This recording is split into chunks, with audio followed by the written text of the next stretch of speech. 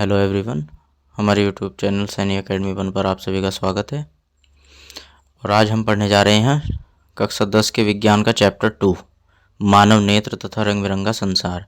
इससे पहले चैप्टर 1 की संपूर्ण वीडियो सारे के सारे टॉपिक के साथ मैंने अपलोड कर दी है, जिसका लिंक डिस्क्रिप्शन में दिया हुआ है। अगर आप चैप्टर 1 की वीडियो भी चाहते हो तो डिस्क्रिप्शन में जो लिंक दिया हुआ है उस पर क्लिक करके आप वहाँ पर चैप्टर 1 की वीडियो को देख सकते हैं।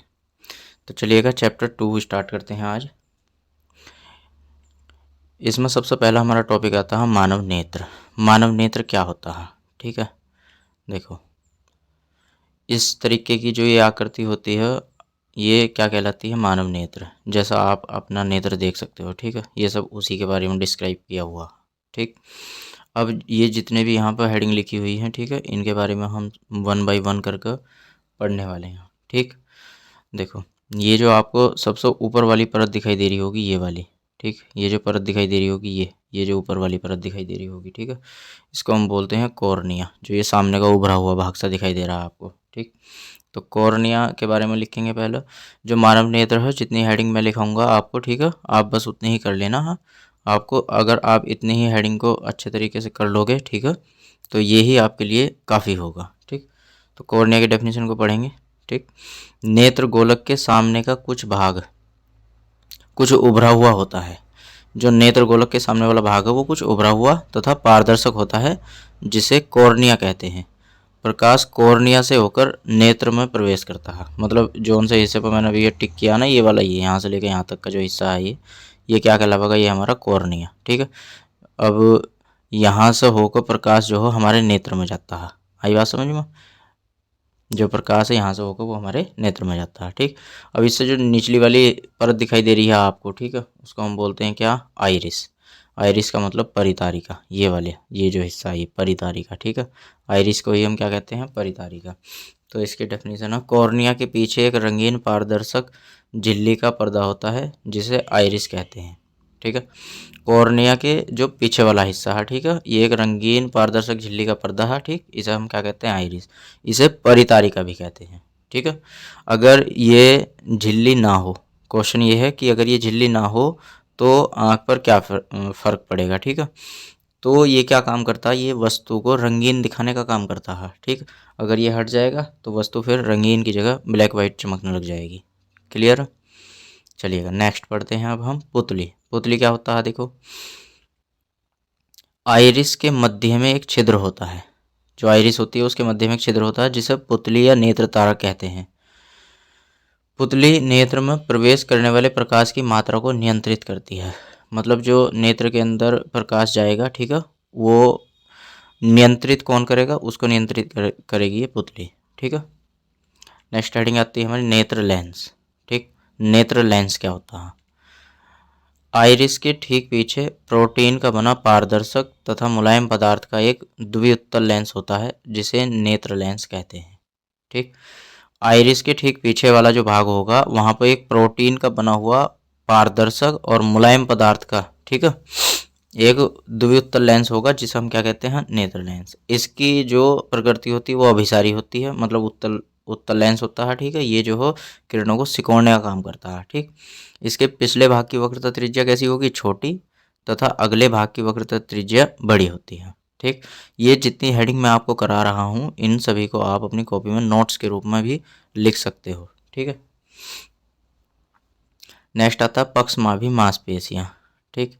ये क्या होती हैं, नेत्र लेंस जिन मांसपेशियों की सहायता से अपनी जगह पर स्थिर टिका रहता है उन्हें पक्षमाभी मांसपेशियां कहते हैं। जो नेत्र लेंस होता है, अब वो जिन मांसपेशियों की सहायता से अपनी जगह पे एक स्थान पे ही रहता है, मतलब इधर उधर नहीं हिलता डुलता, ठीक है, उन्हें क्या कहते हैं, पक्षमाभी मांसपेशियां कहते हैं। इन्हीं मांसपेशियों की सहायता से जो हो नेत्र लेंस की फोकस दूरी को कम या अधिक किया जा सकता है। अब कम या अधिक करने की हमें आवश्यकता क्या होगी, अगर हमें ज़्यादा दूर की वस्तुएं देखनी है तो हमें आंखों को थोड़ा थोड़ा फैला कर देखना पड़ेगा, तो वहाँ उसकी फोकस दूरी को बढ़ाना पड़ेगा। और जहाँ पर ज़्यादा प्रकाश पड़ता है वहाँ पर हमें अपनी आंखों को सिकोड़ कर देखना पड़ेगा, ठीक है। तो वहाँ क्या होगा, वहाँ पर हमें आँख को बंद करना होगा, यानी कि आँख को हल्का दबाना होगा, ठीक है। तो वहाँ पर फोकस दूरी कम हो जाएगी। नेक्स्ट आता है रेटिना। रेटिना पर ही सारे प्रतिबिंब बनते हैं। देखो इसकी डेफिनेशन होती है, नेत्र के सबसे आंतरिक भाग में तथा रक्तक पटल के नीचे एक कोमल झिल्ली का पर्दा होता है जिसे रेटिना कहते हैं। नेत्र लेंस रेटिना पर ही किसी वस्तु का उल्टा तथा वास्तविक प्रतिबिंब बनाता है जिससे वह वस्तु हमें दिखाई देती है। जो रेटिना होती है उसी पर क्या बनता है, प्रतिबिंब बनता है। जो भी वस्तु हमें दिखाई दे रही है यानी इन सारी की सारी वस्तुओं का जो प्रतिबिंब है वो हमारे रेटिना पर बन रहा है। क्लियर है?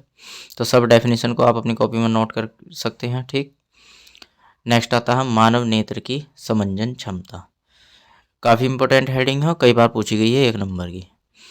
पक्षमाभी मांसपेशियों द्वारा नेत्र लेंस को समायोजित करने की क्षमता नेत्र लेंस की समंजन क्षमता कहलाती है।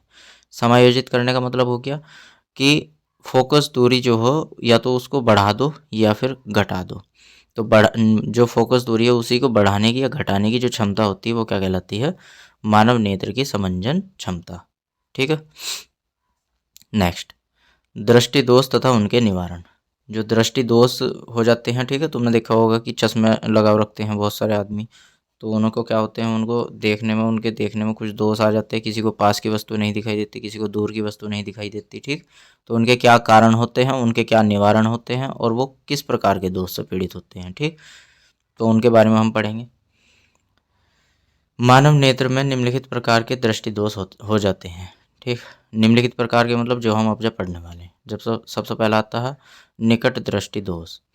निकट दृष्टि दोष, निकट का मतलब होता है जिसमें पास की वस्तु तो साफ दिखाई दे। ठीक है, निकट में पास की वस्तु साफ दिखाई देती है, दूर की वस्तु साफ नहीं दिखाई देती। ठीक, यही इसकी डेफिनेशन लिखी है। निकट दृष्टि दोष से पीड़ित व्यक्ति को निकट की वस्तुएं तो स्पष्ट दिखाई देती हैं परंतु दूर की वस्तुएं स्पष्ट दिखाई नहीं देती। ठीक है, अब इसमें कारण क्या होते हैं इसके, देखो इस तरीके से होता है ये, मतलब जो ये दूर से आने वाली किरणें हैं, ठीक है, ये जो नेत्र लेंस होता है जब उससे अपवर्तित होती हैं, ठीक, तो ये रेटिना पर फोकस ना होगा, रेटिना से कुछ पहले ही फोकस हो जाती हैं, तो ये अपना प्रतिबिंब कहाँ बना देती है, रेटिना से पहले। ठीक है, अब इसके कारण क्या होते हैं, देखो कारण, इसके 2 कारण होते हैं। ठीक है, पहला कारण होता है नेत्र लेंस की वक्रता का बढ़ जाना और दूसरा होता है नेत्र लेंस के गोलक का बढ़ जाना। वक्रता बढ़ेगी, ठीक है, वक्रता क्या होगी, बढ़ेगी, तो ये पहले ही फोकस कर देगा किरणों को। ठीक है, और गोले का व्यास बढ़ेगा तो वक्रता बढ़ेगी। ठीक, तो 2 कारण होते हैं इसके। अब निवारण किस तरीके से करा जाता है, तो जो निकट दृष्टि दोष होता है उसके लिए अवतल लेंस का यूज करा जाता है। ठीक है, मतलब चश्मे में जो है अवतल लेंस लगाना पड़ता है। नेक्स्ट निवारण पढ़ते हैं। ठीक, इस दोष को दूर करने के लिए उचित फोकस दूरी के अवतल लेंस का प्रयोग किया जाता है। उचित फोकस दूरी का मतलब किसी को ऐसा होता है कि मतलब कुछ जैसे 10 मीटर तक की दूरी की वस्तु दिखाई दे रही हैं, आगे की नहीं दिखाई दे रही। किसी को ऐसा होता है 20 मीटर की दिखाई दे रही हैं, आगे की नहीं दिखाई दे रही, तो उसी हिसाब से फोकस दूरी को हम रख लेंगे। ठीक है, तो ऐसे अवतल लेंस का हम चश्मे में प्रयोग करेंगे जिससे हमें वस्तु फिर साफ दिखाई देने लग जाएगी।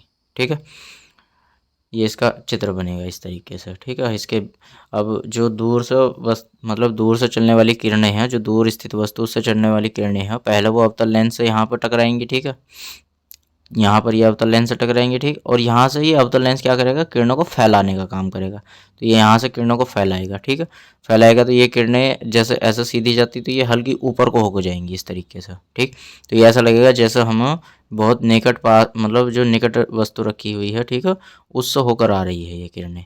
क्लियर, और ये जो हो फिर क्या होगा, ये रेटिना पर फोकस हो जाएगी, तो रेटिना पर जब प्रतिबिंब बनेगा तभी हमें वस्तु दिखाई देना लग जाएगी। क्लियर हो, कोई इतना हार्ड नहीं है। देखो निकट दृष्टि दोष में निकट की वस्तुएं साफ दिखाई देंगी, दूर की नहीं दिखाई देंगी। कारण होगा इसकी वक्रता बढ़ जाएगी और गोले का व्यास भी बढ़ जाएगा। ठीक, और निवारण में इसमें अवतल लेंस का यूज करा जाता है, कोई इतना हार्ड तो नहीं है।